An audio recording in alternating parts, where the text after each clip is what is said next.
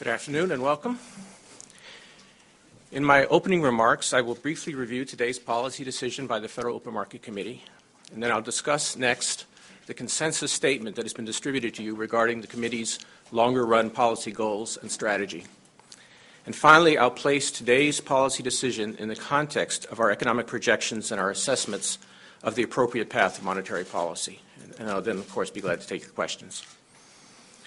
As indicated in the statement released earlier this afternoon, to support a stronger economic recovery and to help ensure that inflation over time is at levels consistent with our statutory mandate, the committee expects to maintain a highly accommodative stance for monetary policy. In particular, the committee decided to keep the target range for the federal funds rate at 0 to 1/4% and currently anticipates that economic conditions are likely to warrant exceptionally low levels for the federal funds rate at least until late 2014.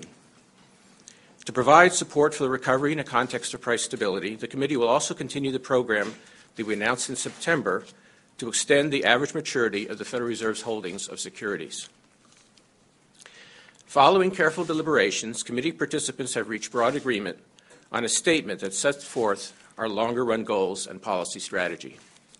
This statement should not be interpreted as indicating any change in how the Federal Reserve conducts monetary policy. Rather, its purpose is to increase the transparency and predictability of policy.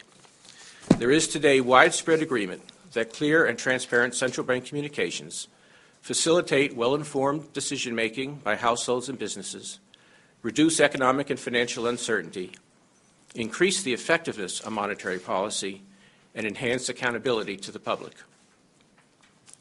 The statement begins by noting that the committee's firm commitment to fulfill our statutory mandate of promoting maximum employment, stable prices, and moderate long-term interest rates.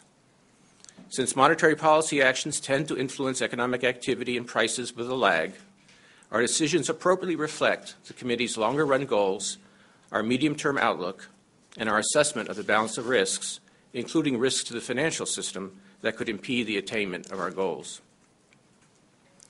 An important aspect of policy transparency is clarity about policy objectives. With respect to the objective of price stability, it is essential to recognize that the inflation rate over the longer run is primarily determined by monetary policy, and hence the committee has the ability to specify a longer-run goal